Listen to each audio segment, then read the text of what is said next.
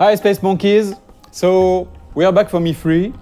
We wanted to share with you that demonstration, which is a mix between a technological demonstration of the engine that we call Voyager and the actual game with some gameplay elements. So here you can recognize the big mothership that was in the trailer. Of course, it's not the same level of quality. This is a work in progress assets. But again, we wanted to share all these materials with you. As you know, the game is in development. We still have a lot of things to do, but it's cool to share with you where we are on that spaceship part. So here, the mothership is like a home, a house for the player. That one is about 400 meters long, and you can have your crew inside, of course your main character, but also your spaceships. So if you start in the game without anything, and you get your first spaceships, even if then later you have a larger spaceship, you can keep the smaller one into the big mothership. That's the same thing for the crew. If you start with one or two members in your crew, then you can have them in your big mothership later.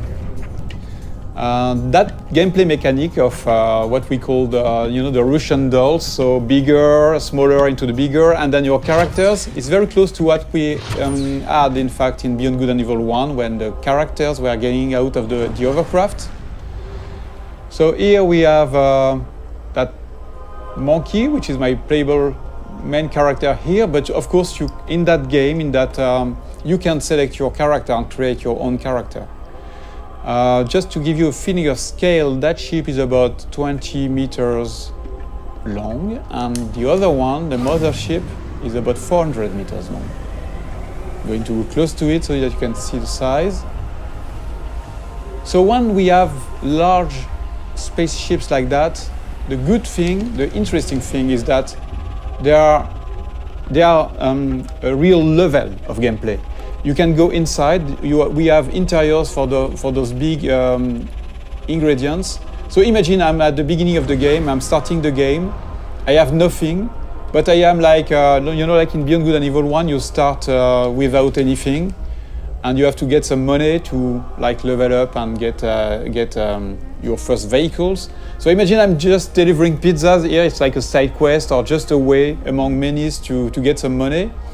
I'm delivering pizzas to those guys. So imagine it's not my spaceship. That's the beginning of the game, and this could be an interesting way to trigger the first ingredients of the adventure, because the spaceship is a playable interior. You can get inside, you can sell your pizza, and then instead of getting out of the ship, you could decide to explore the ship. And why not discover that there is some slavery, some human trafficking and things like that. The good thing is that in Beyond Good and Evil 2, like in the first episode, you can take pictures.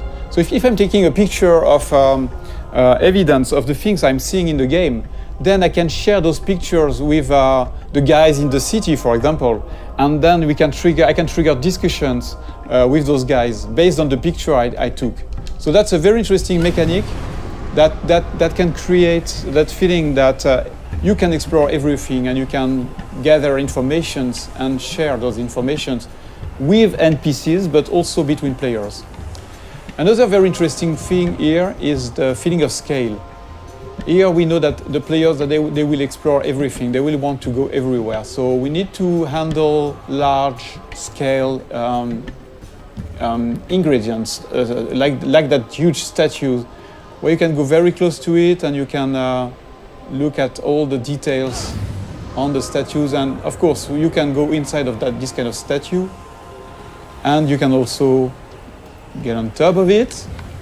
I just want to show you something interesting about the scale and the feeling of scale. So I'm going to land on the top of the statue, and you will realize how big it is.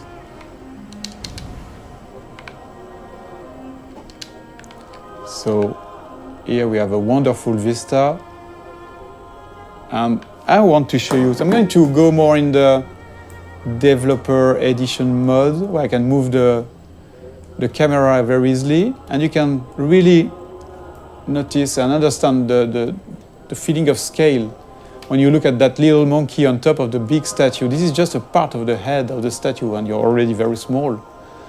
And it's very interesting to understand the scale of things. Here you see that the statue is really, really big. The statue is about 700 meters high. And the very interesting thing, again, is that, in fact, that statue, which is big, is just into a big city that is very small, in fact, compared to the continent here, the size of that big island, and which is a small part of a big planet. So you realize that you are just a little dot on that big planet, which is, in fact, just a small planet around a bigger one, which is a small dot in the big universe. So when we started that technology, we thought that we needed to handle that feeling of scale and in a realistic way. Before going into details, we wanted to make sure that the engine was capable of handling this kind of thing.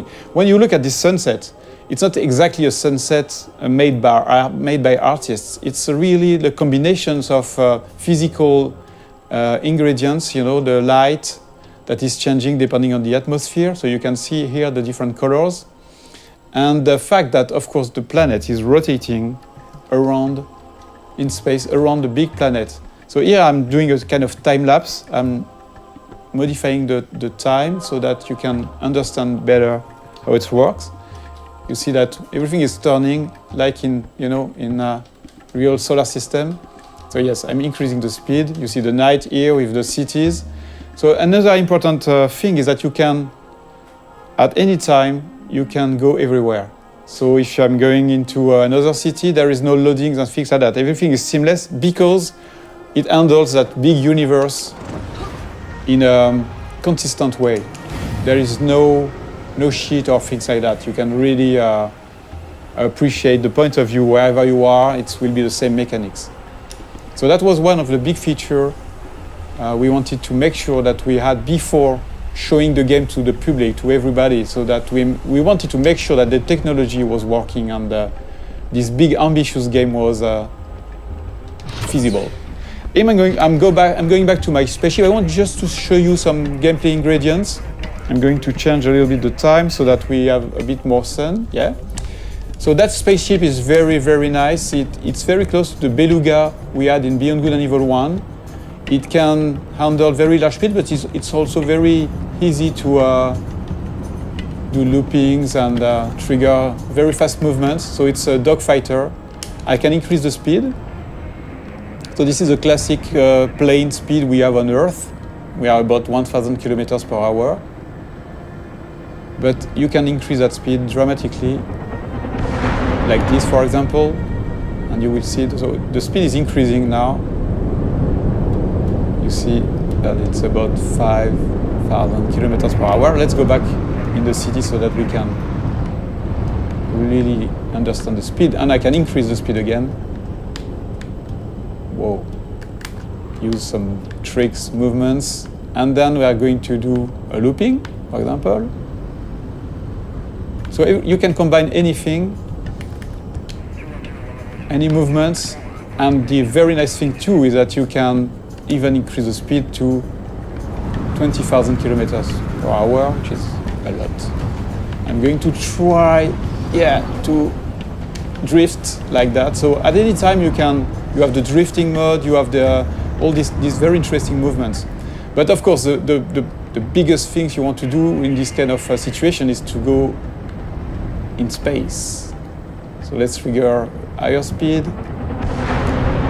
And you see this little effect around the spaceship is because of the friction of the atmosphere. If I don't increase my speed, there is no reason to have more friction. But if I'm increasing the speed, you will see that the effect is stronger. And same thing if I'm going very, very fast. So depending on the quantity of atmosphere, you can have a stronger effect. Until you start burning. But you see, with those very high speed, you can really travel very, very far and very fast. Just changing the time of the simulation so that we can appreciate the wonderful view in space. So if I decide to go on this planet or the satellite, which is somewhere around there, I can go there seamlessly. And the more the further you are of the planet, the faster you can go because there's no more atmosphere, so no more friction. So here I still have a little friction. But of course you can go back onto the planet whenever you want.